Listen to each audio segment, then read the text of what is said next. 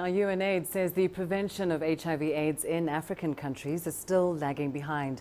The agency says different strategies are needed for different locations as conditions and populations at risk are not always the same from place to place.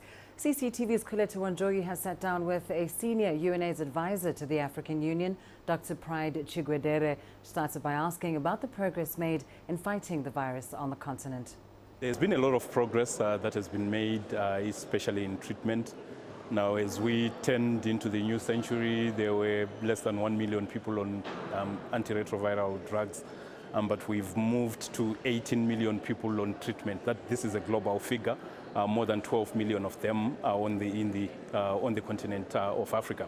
However, in terms of prevention, there's been some progress, although we are not on track to meeting the targets that have been set for 2020. We have a lot of awareness being created to the population in Africa as far as prevention is concerned, but where do we still have loopholes of infection? Now, we have to look at the different categories of people that are getting infected, and we start out with mother-to-child transmission, and we still at about 100,000 infections passed on to babies every year, and yet the target is to reach to less than 20,000 each year. The adolescents and then young people are getting infected. Now, there is data to show that particularly young girls in Eastern and Southern Africa are 2 to 3 times more at risk compared to boys. So, and then when we move to the adult age group, men and women are getting infected.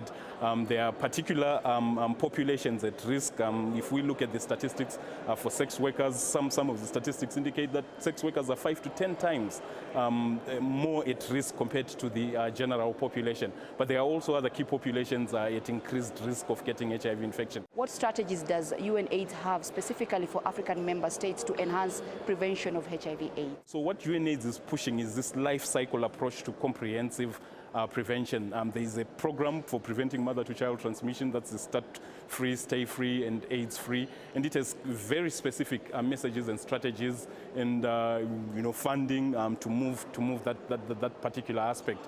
Now, there are strategies that particularly target young people, so that one, they get the relevant information, but they also get these services that are youth friendly, so that they can prevent. The UNAIDS is pushing that we should get another 25 to 27 million circumcisions in high-risk populations. Circumcision has been shown to reduce the transmission by 60%. It is pushing so that 90% of men and women access comprehensive prevention services. Now, there are new technologies on the line like pre-exposure prophylaxis, and the estimate that has been calculated for Africa is that we need 2 million doses. So these strategies are there.